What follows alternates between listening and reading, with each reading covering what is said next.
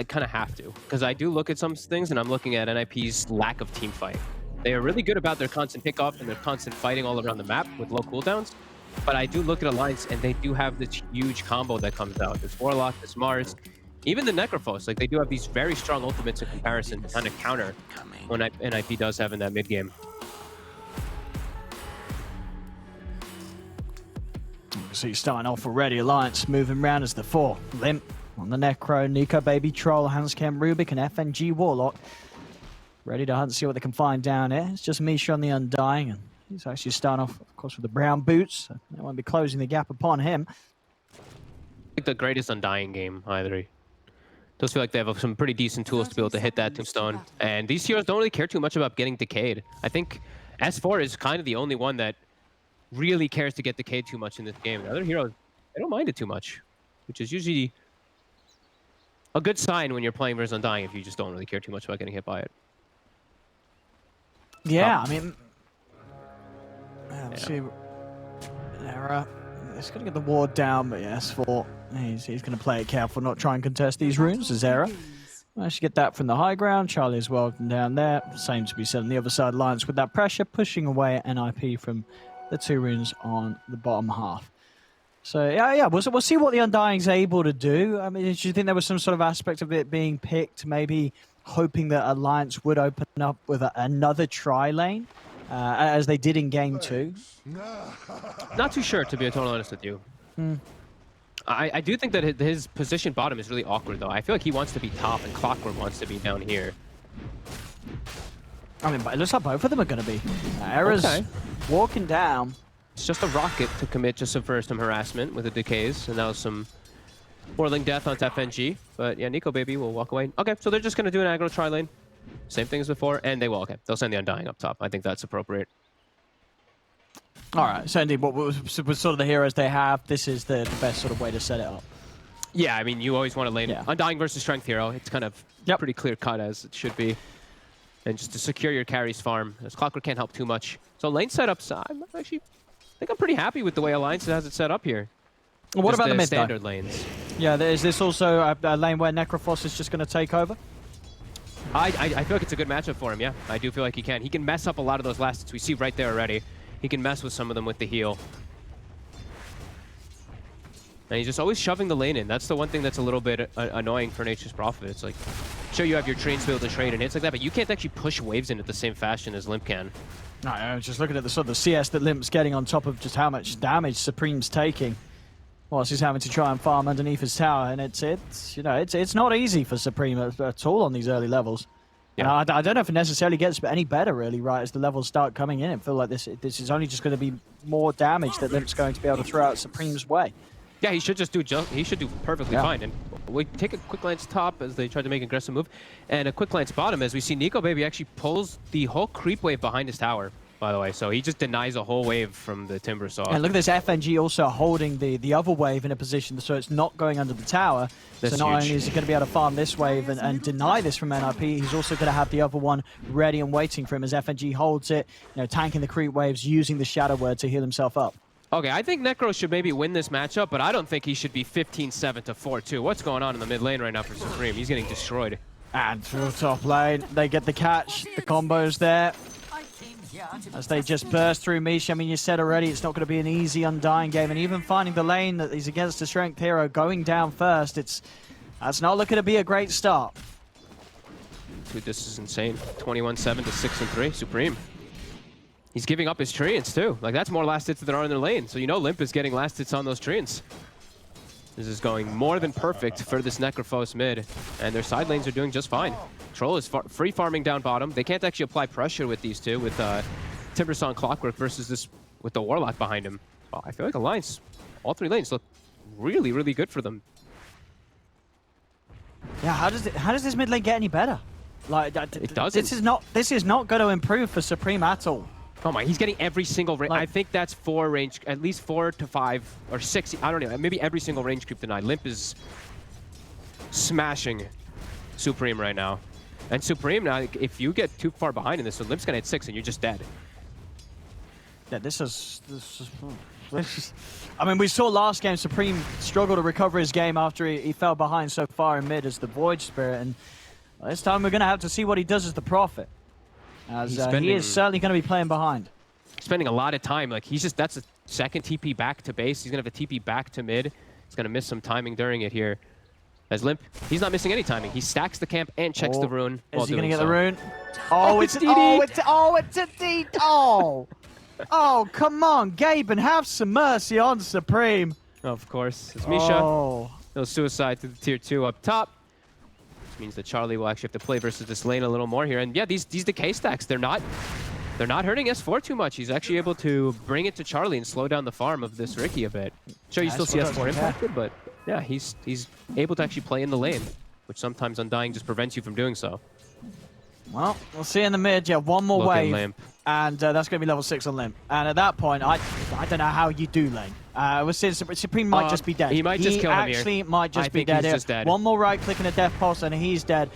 Ooh, the Fairy Fire. Limp, can he find the vision? He won't actually do so. The Fairy Fire does save him, but I mean, I don't know how much of a good thing that is. I mean, Supreme now very low HP. He's... Oh, and look at Limp. He's actually going to go check the rune. He sees Supreme walking toward here.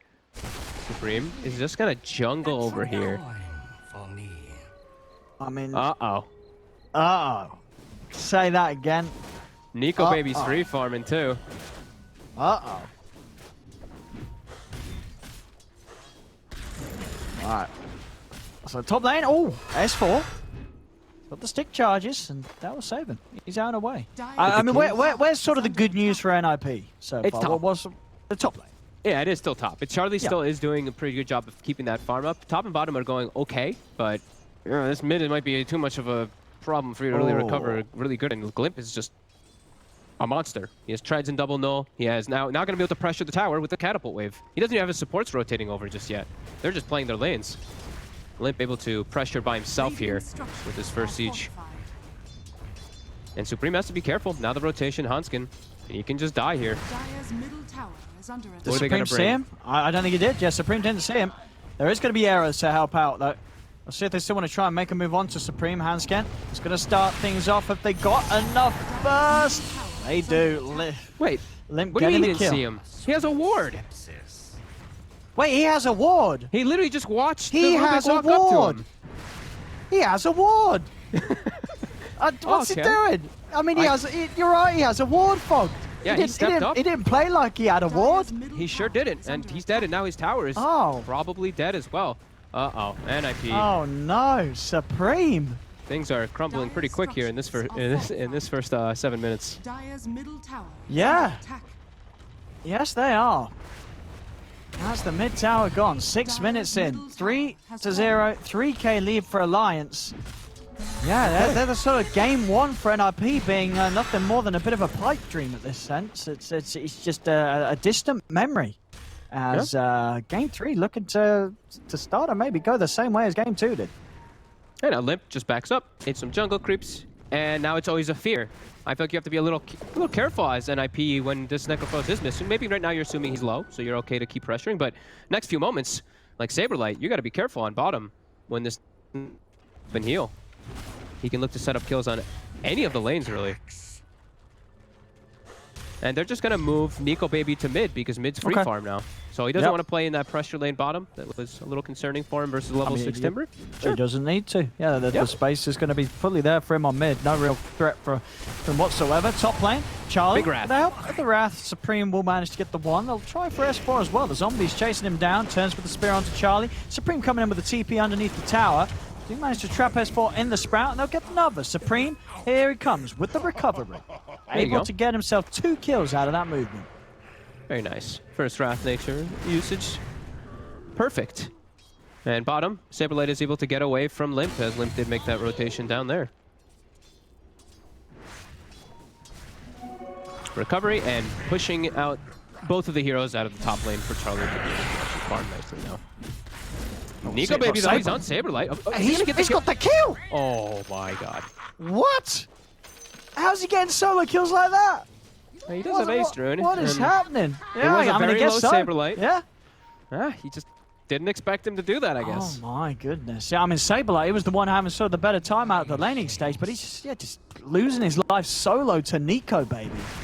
On the troll. That's a 1,500 net worth lead now on the troll compared to the Riki. And he's going for the Battle Fury. And you know, Kyo was the one who was mentioning in there. It's like, if this troll goes Battle Fury, he's heavily favoring the Lions. So have they got the damage? Oh, they haven't quite. Charlie is able to jump out with the tricks of the trade, and he'll live. Charlie will survive here. Even with that ultimate committed from S4, just, not quite enough to burst through the Riki. Still trying to go on up top, though, with this Tombstone. S4. They're going to look for S4. They get the jump in. S4 goes down. Supreme, again, he's making the recovery. He really, really is. These movements, after such a rough laning stage. Saberlight, mid. He's very far forward. Limp's just there with the scythe. Oh. Get the kill. They get the kill. Another kill onto the Timber. Never a good sign when you see Timbersaw dying pre 20 minutes. Usually feels that hero doesn't die in most games that he does get picked up. But this one, like we said, though, he's at risk always. Especially when he plays that far aggressive. And Nico Baby is getting away with he's going to have such an early Battle Fury if they don't start finding ways to slow him down. Yeah, him and Limp's farm is just insane so far. Yeah. With the start that they've been given.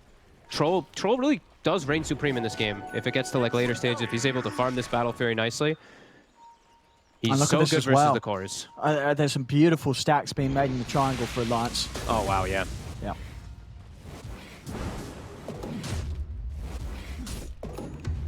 It's 4 enabled up to his phase boots now. A lot more armor for him to kind of survive versus this Riki lane top if he does commit for it. And for Limp, of course, the Tread Strums, 4-staff coming out. Of course, 4-staff is probably the best item you can buy this game against the smoke screen, the cogs, the sprout. It's going to help you get out of all of those. Yeah, as many as them that they can buy, for sure. Yeah. All the supports should look for it as well. I think the Rubik, too, can look for it. It's just such a good item versus those heroes. Absolutely. I like that Limp's going for it, though, rather than just depending on his supports, just having his own way to do it. Because all he really needs to do is get out of the cogs and get out of the smoke screen in most fights. As he's going to be the one parked bottom. NIP, going to try to get aggressive onto him. FNG is set behind him, and FNG has got the 6. He's got a golem ready if they do want to try and fight here. Supreme coming in as well. FNG's going to find the setup for a big one here. Bombs down into the golem. Limp back up to full HP as Era. He's just stuck underneath the tower. Limp falling low in the chakram, but he gets the death pulse heal off. He's still alive. Arena trapping in both Saberlight and Charlie. Charlie goes down. It's a double kill for Limp. He's ready to look over towards Saberlight. He's holding on to it. Now he'll drop it. Saberlight's out. Triple kill for Limp as Alliance. It's just so scary for NIP pushing into these towers when you have this potential for turnaround. FNG just slamming down the bonds and the golem, and S4, he's always there. He TPs in, and the team fight presence from Alliance is so huge right now. Just this the whole combo, right, with the bonds and the arena just holding people within the vicinity of this Necrophos. It's just so destructive. He hit almost everybody with all of his pulses that he was able to cast there. 5-second cooldown, he gets a couple of them off. Also, they made the jump. They saw him with 20 wand charges. So you always have the fact that you see he ghost shrouds, he pops the wands, and it gives him absolutely full HP. I feel like that one was a very over-ambitious dive from NIP. This Timbersaw, he's not that strong. Like we said in this game, there's a direct counter for him with that Necrophos pick. I mean, and look at this as well. Nico Baby, he's clearing these Ancients. It's going to be a 13-minute phase Battle Fury on the Troll. This is one of the quicker timings on a Battle Fury we've seen here at this tournament, if not the quickest. And we talked about how NIP, like their team fight, it's pretty lackluster. Like Tombstone is their best team fighting ability, and there's a Mars. So God's Rebuke instantly kills all those zombies in most situations too. Yeah, these fights don't feel like they're gonna get easier for NIP, and I feel like with this lead for this Necrophos, like Limp is just, he's the king of the game. He can just stand as this frontliner, and they're just all making space. Like you said, Nico Baby's gonna have a 13-minute Battle Fury. This is just an insane farm from Nico Baby and Limp this game. Got the hook shot from Era coming out while we're just trying to get away. So 8-4, 3k lead for Alliance. NIP's strength still lying. I mean, Supreme again. He, for all sort of the pressure that was behind him at the start, he is the one making the recovery. He's catching up. He's going to have a good timing on the Orchid. He will. See if they can make plays with this. They have to make plays. They can't just sit back and let Troll farm. They'll find S4 bottom.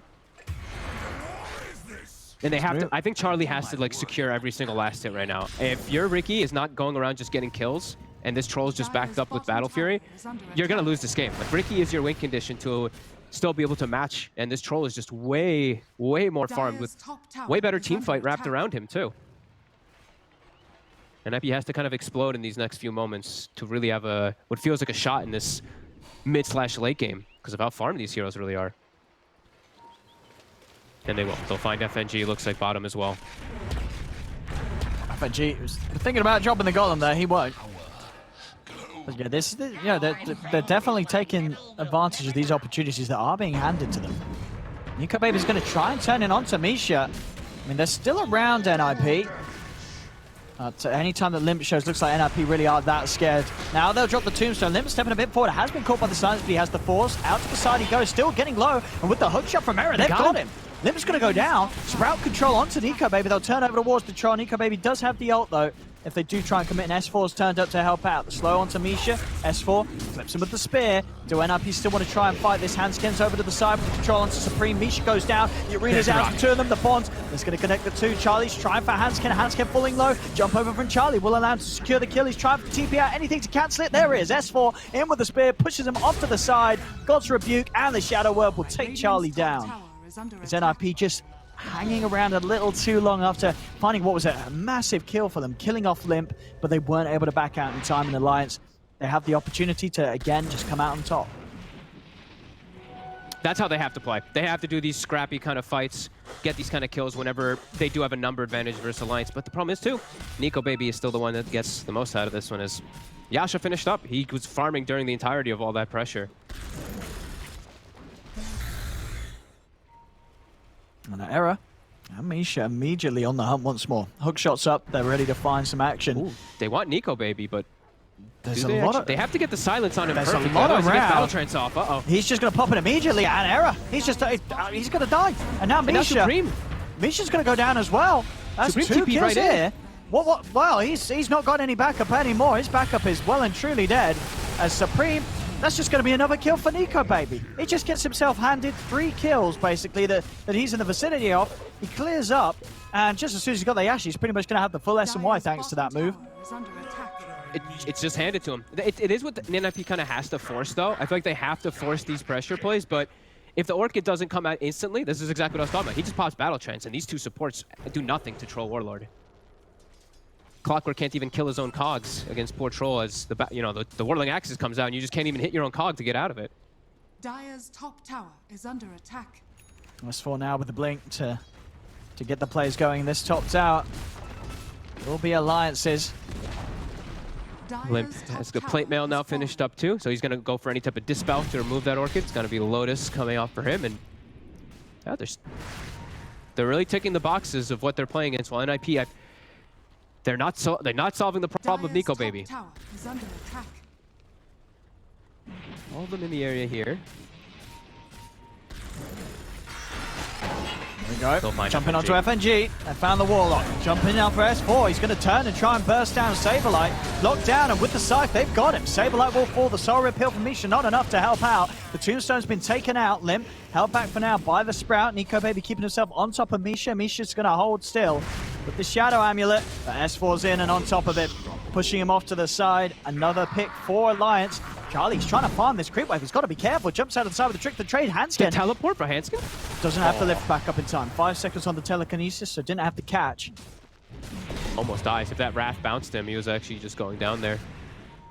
But that's NIP. They're leading the charge trying to look for these kills because they know Warlock Golem is down, and they can only get a kill on the Warlock. There's always some type of ult for Alliance on the fields. He's trying for S4, but S4's got Nico Baby by his side, and S4's able to pin Era straight to the tree. Smoke screen is down. Charlie jumps across, but the Golem's there from FNG along with the bonds. Era's gone down. Charlie's got to run, but they've got the detection. Lift up from Handskin, grabs him in position. As Nico Baby, he's just getting so involved. He's 7-0-5, an incredible Battle Fury S&Y time.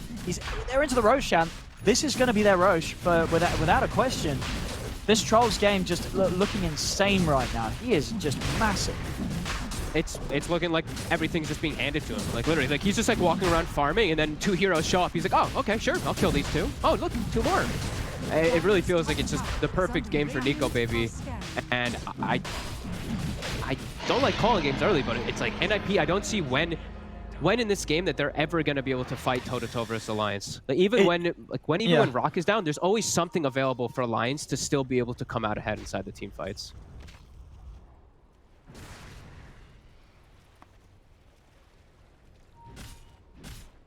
Yeah, I mean, NIP, it's where do their strengths sort of do just lie within the pickoff. You know, it's got to be Supreme and Charlie finding jumps on these side lanes whilst Alliance are pushing out alone. But Alliance have just, you know, for the most part, not been caught out by those sort of moves. And at this stage, even if they do, some of these heroes, they're getting to the point where they don't even care. You know, we're already seeing from Nico, baby, you make any move near him at all, he will turn and he'll fight. You know, he's not going to be taken down easily. Oh, there's no way you kill him anymore. Like 2,000 HP, S&Y. He's gonna have Basher too. Like it just feels like items are just flying off for him. Even Pupil's Gift, so he's super tanky because of all this too. And the Charlie, Ricky is not a farming hero. That's the thing. It's like he's almost half the net worth of this troll because he's just looking for fights. Nico baby just stepping up. He's deep. I mean, there's 5 of them here. They do get the silence. They should be able to kill them once. No, 4 stars there to save it to the side. And now straight away he turns with the ult onto Saberlight. Sipes out as well as Saberlight down for another 70. Misha can't do anything right now as the Undying, as they'll turn towards him, pick up a second for Limp. It just doesn't stop. Every single time that they go on Nico, baby, it just ends in disaster. He just turns, backups there, and he's just winning out on every single fight that he's involved. Oh god, top Supreme shows his face, and he's just instantly dead. Oh, this game is so over. There's no recovery for NIP. It's just, I mean, the question is, what happened to the NIP from game 1? Or do you think it's more of a question of where was Alliance in game 1? Maybe a little bit of both. Yeah. Because really this game 2 and game 3 have not looked close at all. No, Alliance just kicked it up a notch. Like everything just seems to be perfect for them. From draft to play as Nico baby bottom. Bit far up, but there's a golem. And Nico baby, he's still got the Aegis. They're buying back for this kill upon him. Let's see if they can do it twice. They get him the once. Can they do it a second time? Limp's heading over. This was 2 buybacks from NIP to try and commit for this, but S4 comes in. Spear onto Supreme. Nico baby's over. Supreme's going to go down. Saberlight's the new focus as he's rooted in position by this troll. He's going to fall. Double kill for Nico babies. He's now godlike, chasing down Misha, and Charlie gets another there with the help of Limp. Charlie speared to the tree by S4. I think we might be calling it good night pretty soon, as there it is. GG is called as Alliance. Well, I mean, they certainly redeemed themselves after game 1. Game 1 did not look like the Alliance I think a lot of people expected to see from this series. But game 2 and game 3, Alliance, they put the